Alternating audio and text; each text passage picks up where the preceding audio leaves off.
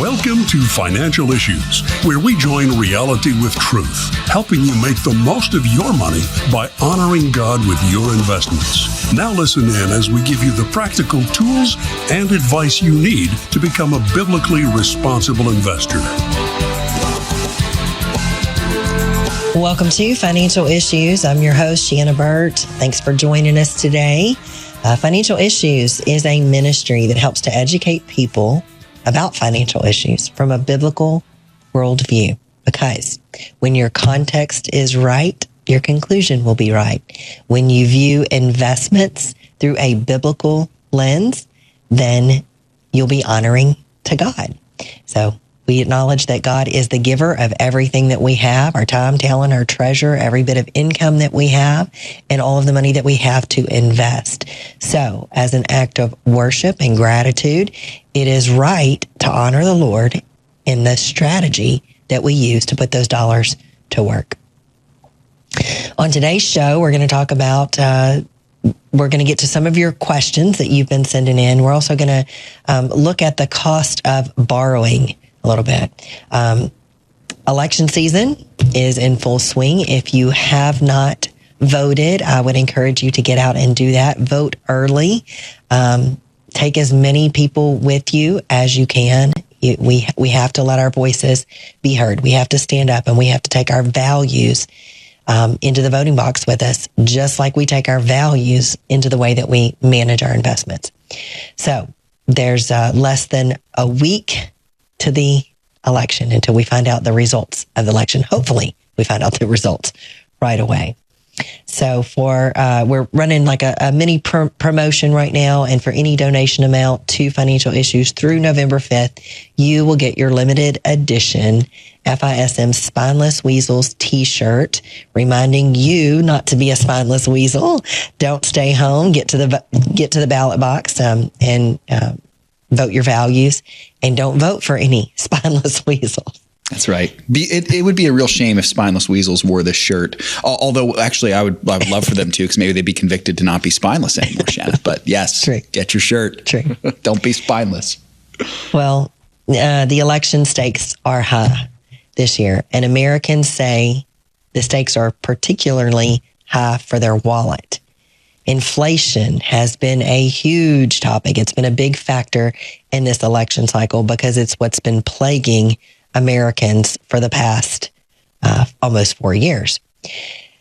There's a survey that was done recently, and 55% of investors believe that the results of this coming month's presidential and congressional race, the outcome of the election, will have a bigger impact on their retirement plans and the market performance. So Harris Poll did a survey. They surveyed almost 2,500 adults with at least $10,000 in financial assets, and nearly 600 advisors were surveyed as well. They did this survey online between August the 26th and September the 13th of this year. So the percentage of people who think that the election is really important to their pocketbook was up 10 percentage points from last year. So how did that break out down the party lines? A majority of Democrats have an optimistic financial outlook for the year ahead, while just a third of Republicans and independents are positive. My conclusion there is that Democrats must all be rich. Yeah, right. And are happy to pay their fair share, I guess, because, inflation has disproportionately hurt lower income wage earners. Of the people that were surveyed, 1/3 of them said that they believe that there will be a recession within 12 months if the candidate they oppose takes office. Half of the people believe that the cost of living will rise. I believe the other half are wrong. I believe inflation is going to rise. 61% said that there will be a direct, immediate, and lasting impact on the performance of the stock market if the candidate that they don't like gets elected. And I would be in that camp too. They didn't ask me, but I would be. Well, let's move on to our stewardship verse. Today comes from Proverbs 22:7. The rich rules over the poor, and the borrower is the slave of the lender. Well, there are two sides to every debt transaction. There's the borrower and the lender. One side typically increases their net worth, and the other side often decreases theirs. God's design for us is to be the head and not the tail, to be the lender and not the borrower. And because he wants us to experience increase, because he says those who can be trusted are trusted with more, because it is believed that they will be faithful with the more that they get as much as they were with the little. In the world system that we're in today, it's not uncommon it is not very common to see someone who is debt-free. According to the stats, approximately only 11% of Americans report living their definition of financial freedom, which often includes being debt-free. So it's not that 11% are debt-free, but 11% of Americans believe that they are experiencing financial freedom. So does that mean that the rest of the population is enslaved if only 11% are free? Well, I don't think so. I think that there are healthy uses of debt. So what determines healthy for me is that if you could sell off your assets to pay off your debt, you're not likely a slave. So, you have the assets to cover your debt if you wanted to, versus someone who has a net worth that's lower than what they owe. Like if they sold off all of their assets, they still would be in debt, and then likely, maybe not even be able to pay off that debt with their current income. So I believe the warning here is about overextending yourself in debt to finance an idolatrous lifestyle where money and things are more important than God. Seth, what do you think? That's well said, Shana. It's actually a verse we referenced very briefly at the end of Monday's show, because there was a question that we got about churches willingly going into debt and the wisdom in that. And that was very similar to what I had said there, Shana. It's certainly not a sinful thing to go into debt, but it is something that you have to consider and be very cautious and make sure exactly right that you're not overextending yourself, making money, I mean, at least equal to, if not more important than God. God has to come first, absolutely. I think this verse simply highlights that there are dangers in being in the position of the borrower. It's not inherently wrong to borrow money, but if you do, just tread cautiously. And I also think the Bible talks about the virtue of being able to pay back what you owe. Mm-hmm. And I think it's one aspect of honoring God with your money. Being a good steward is not just investing well, but also being wise and honoring the debts that you may have. And like you said, leveraging and using those debts well. Speaking of which, Shana, we got a question today about this very topic, loans and credit, from a social media listener. Says this: how do loan terms affect the cost of credit? What would you say? Well, it's kind of a broad question. So, the terms of a loan can include the interest rate that you have to pay. That can be determined by your credit worthiness, your credit score. The length of the loan, is it revolving credit like a credit card, or is it a loan that has a certain term like a home loan, a 15-year or 30-year mortgage? How the interest compounds or accrues is another aspect of a loan. So, if interest compounds more frequently, then it can result in a higher interest cost. The most straightforward kind of loan is a fixed rate loan. The longer you go on a loan, if you're able to go 30 years to finance a home or something like that, which they don't really do a lot in other countries. America's kind of unique there. But a longer term gives you typically a higher interest rate than a shorter one does, but lower payments, because you have longer to pay it out, and vice versa. If you have a shorter maturity time, then you typically get a better interest rate because the risk is less to the company or to the entity making the loan, and they get their money back quicker. So, all of those things kind of factor in there. Yeah, good stuff. And then just to follow up, Shana, what advice would you give to our listeners if they're in this situation where they might need to take out a loan? Maybe they're buying a house. Maybe they have a different kind of loan that they're looking, even a car loan, something like that. What advice would you give them?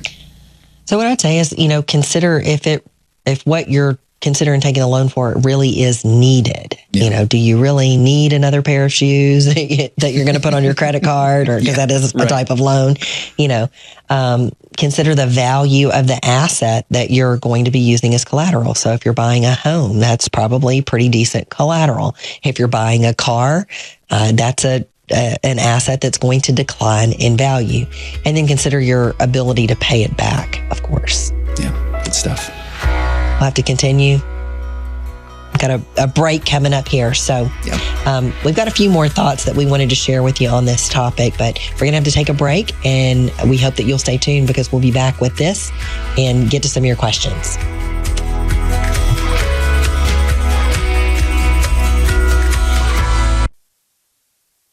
Pharrell came to Crossroads as a fourth grader. His name had been brought to my attention by the school principal. She was concerned about the direction he was heading. I remember I wasn't the best kid. I got into trouble a lot. He became a very active part of Crossroads Kids Club. Mr. Engel, he was the leader that really impacted my life in so many ways. I honestly didn't want Crossroads to end. We would invite all the students to come to our youth group here at Waterfront.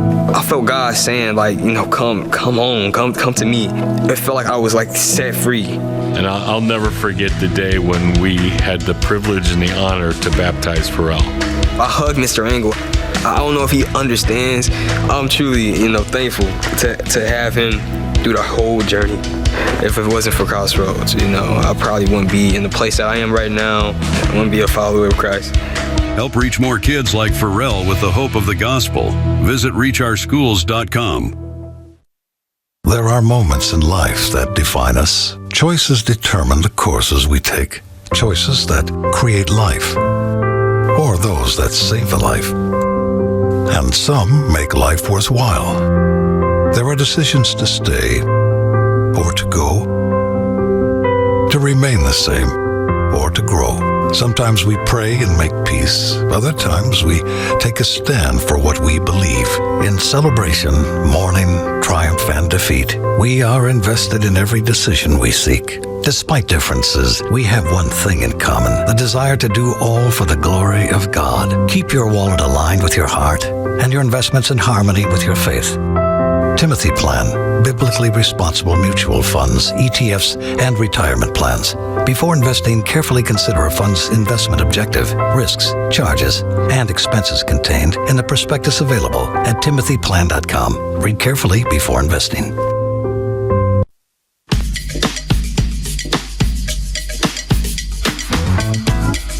Welcome back to Financial Issues, everybody. Shana, I'm enjoying this conversation here about debt and loans and different things like that. I'm sure many of our listeners are in a similar season of life here. Just a follow-up question for you, Shana. Say a listener has the money in his investment profits to pay for a need or an emergency without needing to go into a loan and take out a loan. Should he take the profits from his investments to do it? Why or why not? Because I know we don't want to just take profits to take profits, but would for example, a medical need be something like that? Say insurance doesn't cover it, something that could be good for this.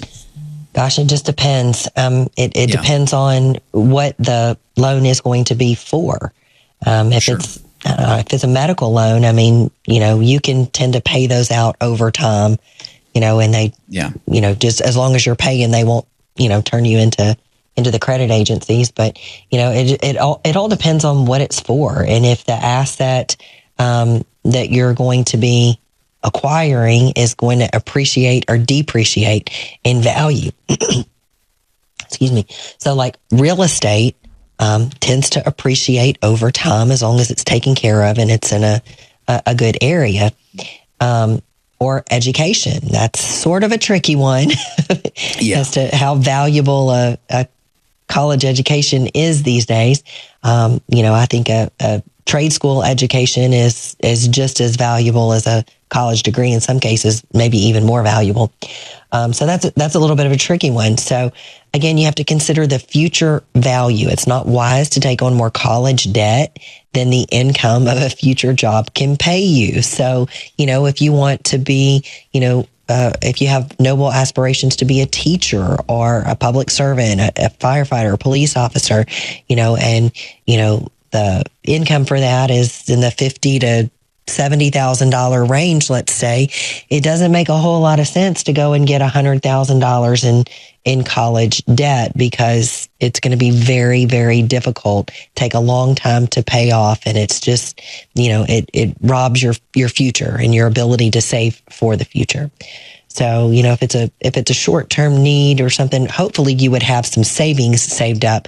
But when you start considering selling off investments, you have to look at the opportunity cost, because, compounding, just like what we talked about with loans and interest, works to your favor the longer you have money invested.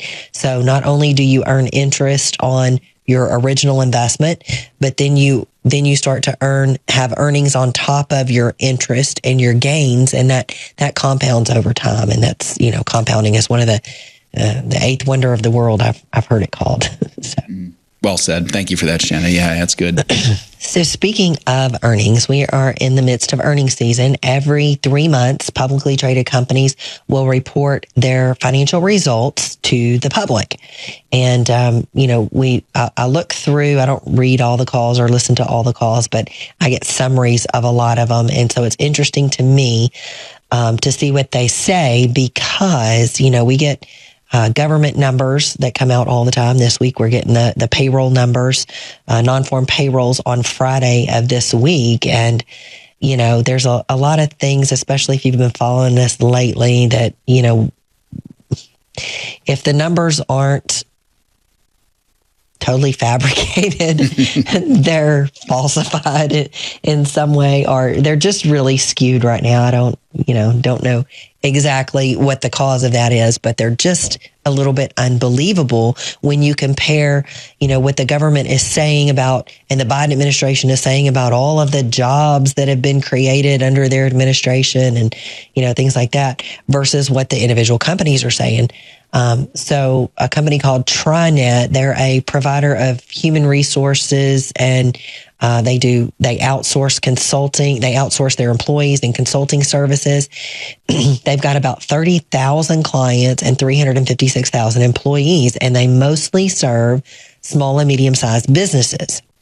Here is what they said on the broader macro conditions for small and medium-sized clients of theirs.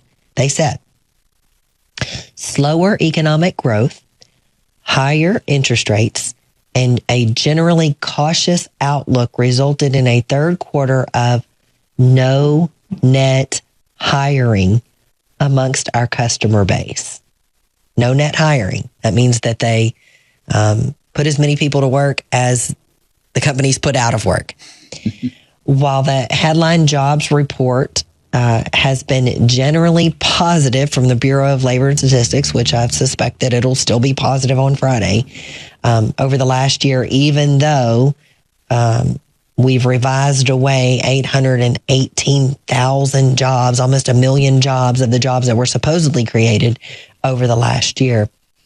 TriNet said that their experience has been materially different.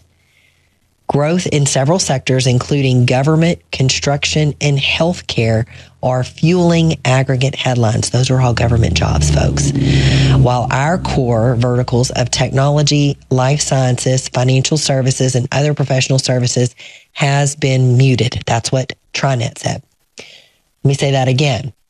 No net hiring in small to mid-sized companies that they serve because of, their words, slower growth, higher interest rates, and a cautious outlook. So the jobs that are being created, they're saying the same thing that we've been saying, are being created by the government. This is not a good way to grow an economy. It will not work long term. we'll be sharing some of our thoughts about the latest job numbers that are coming out this week later in the week. So make sure that you stay tuned for that. Well, Seth, let's get to some questions. I know we're kind of getting backlogged. Yeah, sounds good, Shana. Let's start with Noah, 37 years old is Noah. He's wondering your thoughts about CD58. I know we're supposed to be in it for the long haul, but at what point should we just say goodbye to a position that is just constantly going down? I'm currently down 33% with this position, and it's 3.8% of my portfolio. Should I sell and look for a better CD position or just see what happens? What do you think? Well, kind of our rule of thumb is to establish a position between 1% and 3% of your overall portfolio. So at this point, I think most of the worst of the drop in this company is probably over. It's a decent company to hold long term. So if the good thing about life in general is that not everything is a all or nothing decision. So if you're currently, a little bit heavier in this position, then maybe you should be consider selling half of it, and then you'd be able to diversify in CD that he's talking about is a for consumer discretionary sector. It's not a certificate of deposit. So if you sold off maybe half the position, then you could diversify into another position in that sector. Awesome. Next one, Shana, is Rick asking about a specific position that I'll let you mention if you'd like, but he's wondering how you feel about it. He's asking about a stock called with the ticker SMR. Yep. Not a company on our list. It's not a company that we follow. So I don't have, I don't really have a really thoughtful answer, but I did take just a quick glance at it, and it doesn't seem to come close to meeting any of our criteria. Yep, good stuff. Next one is Pat. Pat is not a partner, wondering if we have, or does it even exist, a list of Christian publicly traded companies. What do you think? If it does exist, I don't know about it. Yeah. So, and I don't really know that any companies are identify as Christians. Corporations are perpetual entities that exist for the most part to earn a profit and return value to shareholders. That is the function of a corporation. Corporation doesn't have a soul. It's not like a human being who could even really have a profession of faith. And because leadership changes so often, even if a CEO or a board of directors unanimously said, we're Christians, that really could change at any time. So, and interestingly enough, that's not the criteria for biblically responsible investing. So, the criteria for biblically responsible investing is that the company just stays out of the culture war, that it's not funding values-based issues on either side, that they're not pro-life, they're not pro-choice or anti-life. Pro-murder. Pro-murder. So it's not that they're taking a stance on either of the issue. What we're looking for, because we know that there's shareholders that are going to be in any given company that have different values. You might have people who believe in the sanctity of life. You may have people who think that's a violation of their personal right to be sovereign over their own body, that are interested in a company, and they're interested in the company because they think that the company can return value to the shareholder. So that's the standard that we hold companies to. But unfortunately, and this has been driven by the left. The left knows where the money is, and they know that they need money to continue their efforts to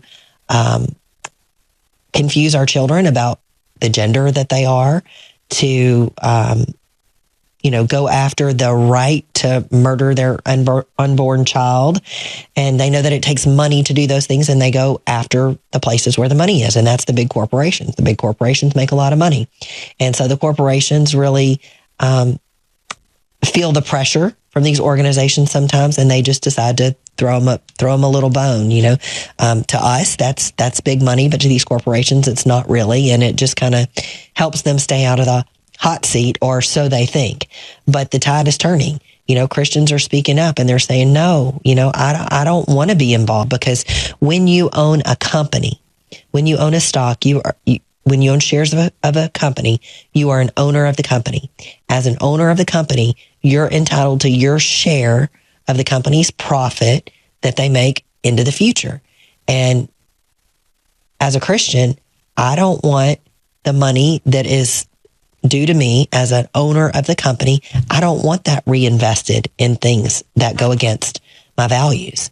So that's the crux of biblically responsible investing. And although there's not any list that I know of Christian publicly traded companies, there is a way that you can screen investments that you're considering making. You can go to our website, financialissues.org, and click on the resources tab, and you scroll down to evaluator. When that pops up, you'll put your email address in, and then you'll be able to put in a number of companies that you either own or consider owning, and see where they violate, see whether they're dirty or clean. Well, folks, if you're listening on an outlet that only carries a short version of the show, we wish you a farewell. Everyone else, stick around. We've got more financial issues coming up.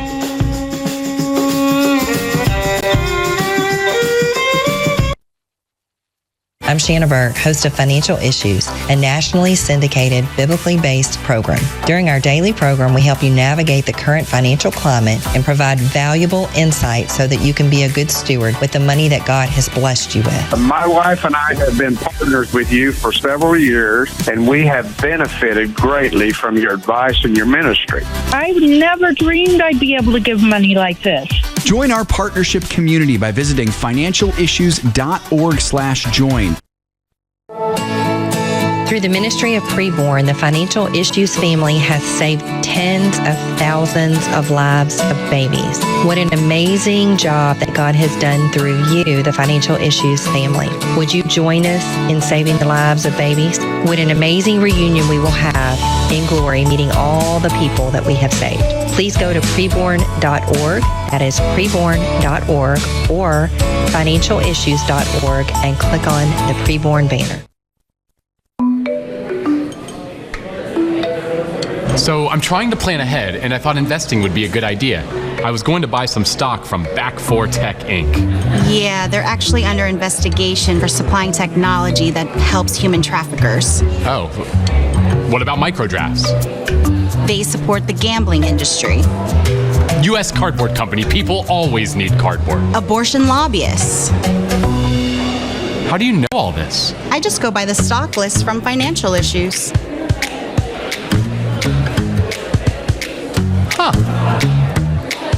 Feel confident and rest assured that your money is not supporting the things that grieve the heart of God. For more information, go to financialissues.org to find out how you can be biblically responsible with your investments. Go to financialissues.org today. Grow your money God's way.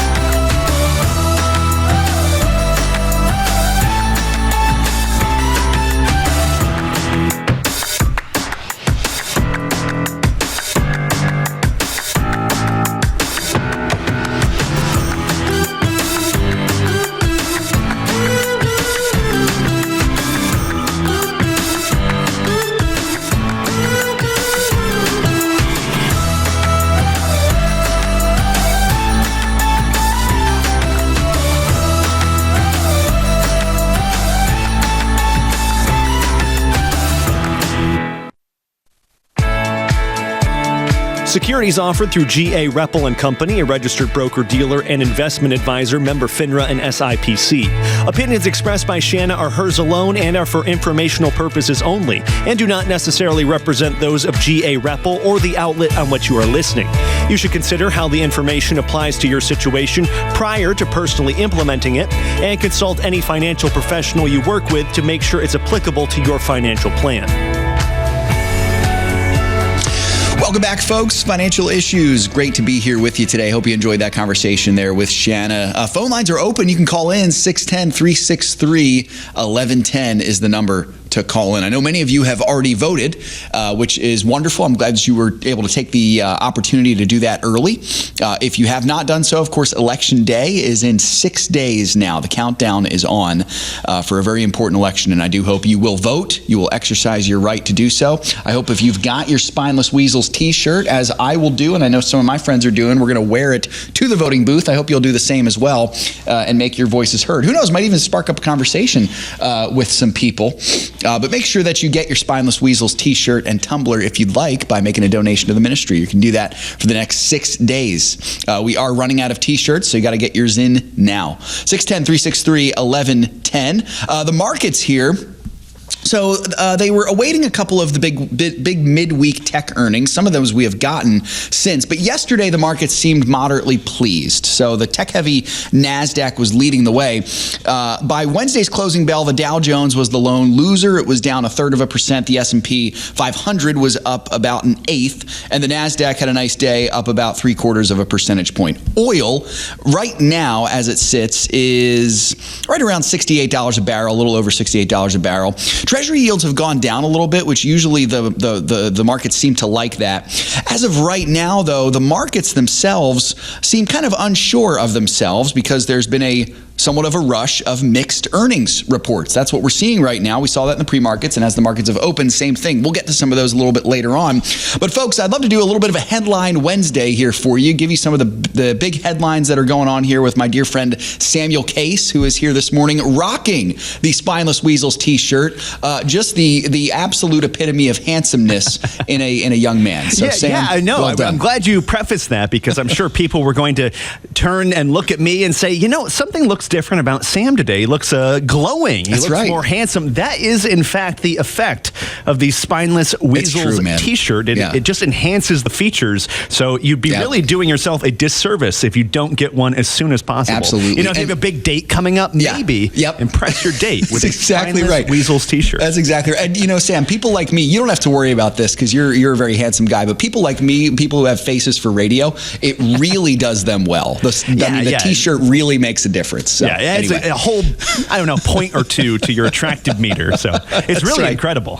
That's right. Well, Sam, what do we got going on here? I know to start here, we got some things going on in Florida with a very important abortion amendment. What can you tell us about this? Yeah, very important is almost an understatement because coming up next week, Florida is going to vote, along with, I think, 10 other states, whether or not to enshrine abortion into its constitution. This is a huge deal for the pro-life movement because if anywhere that this type of nonsense is going to fail, it's going to be in Florida, which has become a bastion of conservatism under Ron DeSantis. So it's known as Amendment 4, and as I said, it basically legalizes abortion in the state of Florida, overriding its 6-week heartbeat abortion ban. But thankfully, what we're learning according to new polling is it does appear to fail. 54% of Florida voters currently support the measure. That's unfortunately a lot of people. Yeah, it is. But that is not enough to pass the 60% threshold for it to pass. There are 8% who are currently undecided, according to a survey from St. Pete Polls. So I guess there is a possibility that 6% of them are going to change their mind in the last week, though that does seem unlikely. Other polls have also shown that it does not seem likely to pass. This also comes as Governor Ron DeSantis has really been doing the Lord's work in coming out against this measure. I think he's the only governor I can think of in one of these states where this type of ballot measure is up for a vote this year that is speaking out against it. I actually have a clip of him of what's wrong with this measure. So here's Ron DeSantis. It is basically a proposal of abortion all the way up until birth for virtually any reason. It eliminates parental consent for minors. So in Florida, if you want to prescribe a minor Tylenol, you got to get a parent consent, but somehow they're going to take abortion out of that, and a parent will not be able to have the decision about their own child. But then something that's probably more radical than even what California's done. They replace the requirement that a physician be the one performing an abortion with the term healthcare provider. Well, Laura, as you and I know, a healthcare provider is not the same as a licensed physician. So you will actually have very dangerous situations where non-licensed physicians are green lighting and performing late-term abortions. This is an easy no. It should not be in the state constitution, and it would have really negative impacts in the state of Florida. So, Seth, just to clarify what this amendment actually says, what people are going to see when they go into the voting booth next week, it says, no law shall prohibit, penalize, delay, or restrict abortion before viability or when necessary to protect the patient's health as determined by the patient's health care provider. So that's, as Ron DeSantis is saying, that it does give a limit of about 20 weeks to have an abortion, but then there's that little asterisk there that says when deemed necessary to protect a patient's health, which basically blows the door off of any limit. So as long as a healthcare provider, whatever that means, deems it fit, you can have an abortion. So up till birth, as Ron DeSantis says. It also says this amendment does not change the legislature's constitutional authority to require notification to a parent or guardian before a minor has an abortion. So when you first read that, you think, wait, that does actually sound like we're getting parents involved. But you must notice that it says notification. You must notify a parent. It says nothing about consent at all. So what that could actually mean is that all you can do is notify a parent, and there's no room for any form of consent coming from parents. It's a very disturbing piece of legislation, or a constitutional amendment, I should say. But thankfully, as we said, that it does not appear to be passing this time around. Yeah, we need to pray against that passing this time around. Absolutely. You know, Sam, a couple things interesting with this. You know, Florida is a bastion of conservatism, and now we're seeing the potential for basically either a full-on ban on abortion or something that would enshrine it into Florida's constitution. That's crazy stuff there. I'm speaking to our audience in Florida here. Boy, if you have the opportunity to vote against this, I don't see any other option for you. I don't see any other option at all. Second thing I found interesting, Sam, you'd mentioned there's that little kind of title there of saying to protect the patient's health when necessary to protect the patient's health. You're exactly right. That is incredibly dangerous language, incredibly dangerous. I could hear in my mind literally people saying, well, I need this abortion because of my mental health. That could be skewed as protecting a patient's health. This is disastrous. And, hopefully, thankfully it's looking like this won't be passed as you had said. But boy, folks, this is why organizations like Preborn are so important. It's not just because Preborn is one of our sponsors. It's because we believe in what Preborn is doing. And right now, in a state that historically has been such a bastion of conservative values, there is an outside chance that abortion could be enshrined in that state's law. Are you kidding me? This is ridiculous. Absolutely ridiculous. So one of the best things that you can do is go to preborn.org and support Preborn today. They are connected all throughout the country. So I'm sure they've got boots to the ground here in Florida as well. Good stuff there, Sam. I appreciate you bringing that to us. A couple quick things here, folks, before we get to the ag. Alphabet, that's Google's parent company, that they reported earnings yesterday. A good report for them. They beat their earnings per share. They had about $26 billion in profits, beat their revenue. Eli Lilly, not so much. So I had referenced earlier that the markets were kind of unsure of themselves. That's kind of the way it's been with this cycle. Tesla had a really good earnings call. Google did. Eli Lilly, though, not so much, and we'll have to see what some of those other ones, couple more big ones coming out later on in this week here. We got the Ag Report with Craig Haugaard coming up, and then we'll get to some more financial news headlines, more financial issues as well, and your calls if you got them coming up right after this.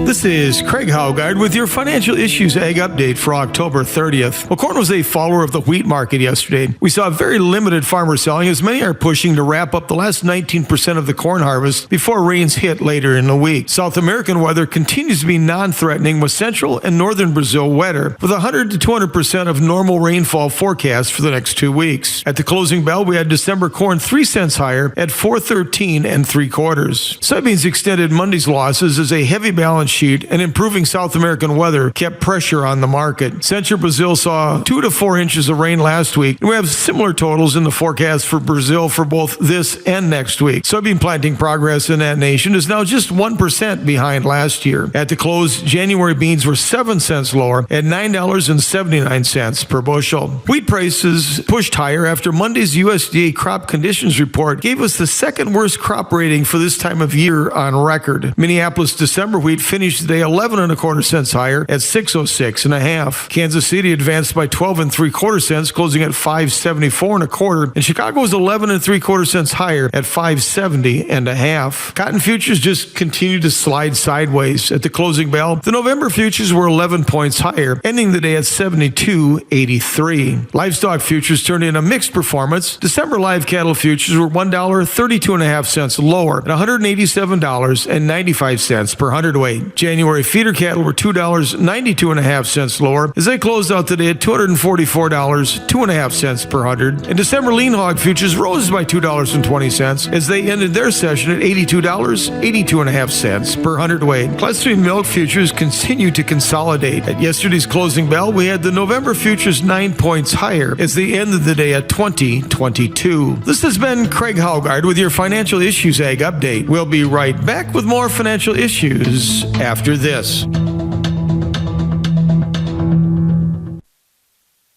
My name is Reagan Gardner, and I am in the 4th grade. Last year, I wanted to be like everybody else. I thought I had to act different, look different, and be different to be cool. When I joined Crossroads, I learned that God loves me just the way that I am. Help reach more kids like Reagan with the hope of the gospel. To learn more about Crossroads Kids Club and how you can get involved, visit reachourschools.com. If you don't get life right, you're not going to get all the other issues correct, period. It is the issue that impacts every other issue. Life is the central part of what keeps this republic together. It is the contract that the founding fathers passed down through multiple generations. Life, liberty, and the pursuit of happiness. You don't have life, you don't have a republic. There is a temptation out there right now, and I want to just tell you we must resist it. There's this temptation that we cast this issue aside. How does that honor God? It doesn't. And if it wasn't for preborn, I would be super just confused and depressed, because there has never been, in my opinion, a more disjointed time in the pro-life movement. We need a machine to go up against the Planned Parenthood beast. Like, we have to play offense against the pro-abortion forces in this country, okay? We have to play offense. And preborn does it in this compassionate, merciful, godly way that is just so inspiring and amazing. Noah surrendered to the radical call to build an ark. Abraham had to leave his friends and family and the place where he lived to experience what God had for him. Both Abraham and Noah had a choice to be obedient. Will you abandon investments in your portfolio that support abortion, gambling, and pornography? Learn how you can invest biblically and abandon investments that dishonor God. Become a Financial Issues partner today. Go to financialissues.org/join. The opinions and recommendations expressed on this program do not necessarily represent the opinions of the station or any of the program sponsors. Additionally, all products or services offered by the program sponsors may not be known by the program. Hey, folks, I hope you will get the chance to go back and listen to yesterday's show on the podcast. You can get the podcast for free on the app or at financialissues.org. And you can just, poke around there and find it. I'll just give it to you here really quickly. You go to the show, and then you can click Stream Financial Issues 24/7, radio program, Apple Podcast, Watch on Demand. All of those will get you to previous episodes. Yesterday, we introduced a new sponsor to the FISM Family, Crossroads Kids Club. They're doing some great work in public schools, one of the darkest places in the country, where 91% of children are attending. So the harvest is plentiful for the gospel. We did a great interview with their CEO, Matt Armstrong, yesterday. yesterday. I'd encourage you to check them out at reachourschools.com and consider possibly even sponsoring a child or sponsoring a whole club there. I believe it's $32 a month sponsors one child to go to Crossroads Kids Club, and then the higher and higher amounts that you would give would sponsor more and more and more, all the way up to $25,000 would sponsor a whole region. So basically start an entirely new kids club in your region. So it'd be a good thing for you to consider prayerfully. Crossroads Kids Club, we appreciate them so much. We saw the jobs openings. The JOLTS number came out earlier this week. So September saw 7.44 million jobs openings. That was below the expected 7.99 million, and follows a 7.86 million. That was revised from August. We also got consumer confidence out. Rose over 11% for October to 138. It's the biggest one-month acceleration since March of 2021. That's according to CNBC. All right, Sam, some more headlines here. Let's get to what's going on in the Trump camp. What's going on there? Yeah, so big man Donnie T, he's making the final pitch for this campaign cycle, making a particular emphasis on the ongoing border crisis. Not only what is he going to do to stop the border crisis, but what he's also going to do to really make amends for people who have been victimized by the violent people coming across the border illegally, especially the gangs. On Tuesday, he announced that he has plans that, if elected, I think this is a great idea, he's going to seize the assets of the cartel and use some of that money to compensate the people that have been actually victimized by the cartel. Here's a clip of Trump laying out that new plan. So today, I'm announcing that this time under my administration, we will be seizing the assets of the criminal gangs and drug cartels. And we will use those assets to create a compensation fund to provide restitution for the victims of migrant crime, and the government will help in the restoration. So you hear there, he's going to take the money from the cartels and then use that to help people. The question is, still a lot of policies are up in the air about what this actually looks like. So one, what has to have happened to you to qualify to get this money? And then you also hear Trump there saying that the government's also going to help in some way. That remains to be seen what that's going to look like. But still, I think on the face of it, Seth, it sounds like a pretty good idea. Yeah. No, I think it absolutely does. And I think one more question there with it, Sam, just is how much is it going to cost? I think that's one thing that we just have to keep in mind. Assuming that Trump wins, we've been wondering, okay, how much worse could the economy get depending on which candidate wins? No matter which one wins, money is going to be spent. If Trump wins, he's promised to clean up the border, but that's still going to cost money. It takes money to, what is it? The old saying in business is you got to spend money to make money. And I think that's true here. You need to spend money to clean up the country. And so that is definitely going to happen here. But Sam, I definitely agree with you, and that'll be interesting to see how that all plays out. Well, and I was going to say, Seth, unfortunately, the history shows that no matter who's in office, if it's a Republican or Democrat, even though Republicans say they want to be the party that cuts spending, they just never really do. They might spend a little bit less, but that certainly wasn't the case with Donald Trump during his previous administration, albeit a lot of that had to do with COVID-19, and that was a really unique situation. For sure. Yeah, it'll be interesting to see how that plays out. Good to keep an eye on that. Sam, what else is going on for most Americans personally here? Yeah, so another big issue, it's not just about the border, of course. The other top issue is the ongoing problems with the economy. And this comes as a new Fox Business report, says that more Americans than ever are living paycheck to paycheck. I should say at least than ever in the last couple of years. More than a quarter of Americans are living to paycheck to paycheck. That's according to the Bank of America Institute. 26% of Americans, to be exact, have necessary expenses costing over 95% of their take-home pay. So that includes things like groceries, gas, bills, all that stuff. They're only having 5% left after paying all that to put in savings or to do something else with that. 30% are spending upwards of 90% of their pay on those essentials. 10% more Americans across the board, across all income brackets, say they are living paycheck to paycheck than in 2019, prior to the COVID-19 pandemic. And by the way, nearly half of Americans, even if they aren't living this way, they at least feel like they're living paycheck to paycheck. So it's not enough. Also, you got to think electorally that people aren't living paycheck to paycheck. It might be that at least they feel that. They feel the financial strain, and that's going to have quite a bit of an impact on how they're going to vote next week. Yeah. absolutely will. Sam, let me ask you a question, and you can decline to answer if you would like. Have you ever been in a situation in your life where you felt like you were living in this type of way, paycheck to paycheck? You're maybe working a part-time job or something like that, tough to make ends meet. Has it ever happened to you?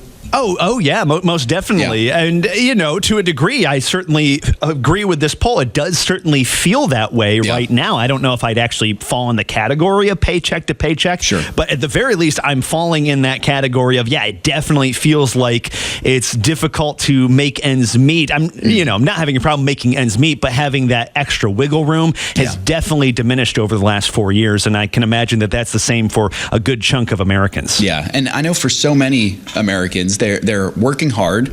Maybe they're working a good job, but that sting of inflation and high interest rates and such a rough economy has definitely hit them for sure. Sam, I appreciate you sharing that. Folks, this is really interesting to think about because on one hand, there is an outside problem here that's causing this. And then sometimes we have to look inwards as well and say, okay, how am I living that is actually kind of pouring gasoline on this fire of paycheck to paycheck?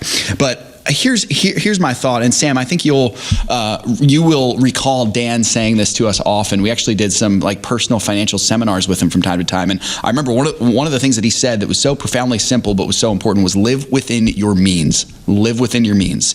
If I can remember him saying that was one of the key things he would tell a young person who's trying to get their money right is you got to start by figuring out how to live within your means. There's nothing glamorous about it. There's nothing flashy about it. It doesn't look like a fun life. It's boring. You're not going to be impressing your friends. You're not going to be impressing your family members, but living within your means in the long run is going to set you up for such great success. I'll tell you a quick story. I've been in kind of this question even of myself as well now, as Megan and I are, we have a wonderful house. It's a great home. It's a rancher. It's 2 bedrooms, and we'll have 3 kids coming up. It is tight. It's not a lot of space. And we have wondered, is it time for us to try to find a bigger house? And we've got, a lot of equity in this house. We could potentially find something bigger. But what we keep coming back to, and regardless of what happens, we may still be able to find a bigger house. But regardless of what happens, what we've been coming back to over and over again is the fact that we know we can live within our means in this house. We know we can, and it's tight. It's not terrible, but it's in a good neighborhood. We have nice neighbors. It's in a good location. It's close for work for me. It's very close to church, but it's small. But we figured out that we can live within our means here, and that's what's always that's what's been handcuffing us to this house, really, in a good way. And so it's not a house that's going to allow me to impress people, and it might be tough to invite people over. We live on a main road, so people have to park on the grass if they come.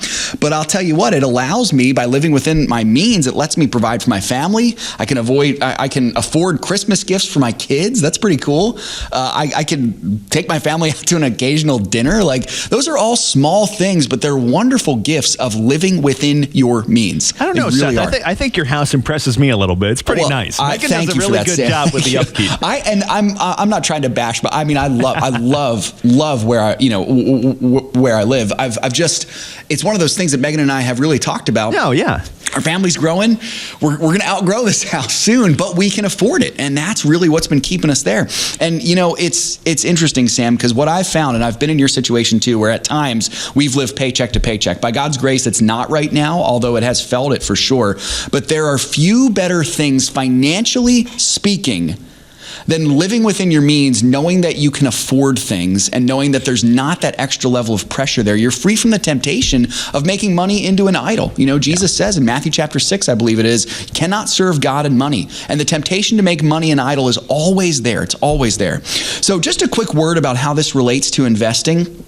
If you are considering investing, but you haven't figured out how to live within your means yet, you got to figure out how to live within your means first. You have to do that first. And even if that means I'm not going to invest yet, I need to get this part right first. I need to get my house in order, as it were, and then put aside some money for savings. And then once I've got that, then I can start putting some money into the future and to grow it. You got to live within your means first. This is core to our strategy, really. You won't be a successful investor if you're not learning how to live below your income.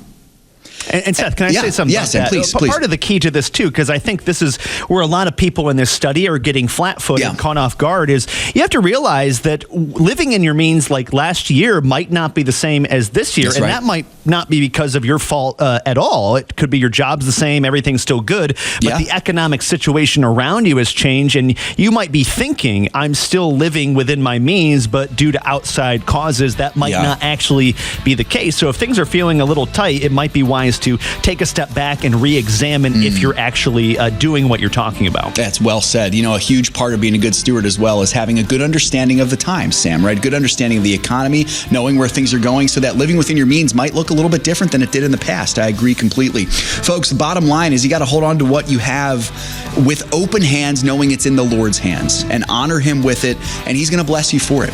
And so that's core to our message, and that'll never change. Boy, Sam, it was fun doing those headlines with you. And folks, it was great to be here with you all today as well. Remember, all that you have belongs to the Lord, and let's be found good and faithful stewards with it. God bless you all. God willing, we'll be back tomorrow for more financial issues. Have a great day.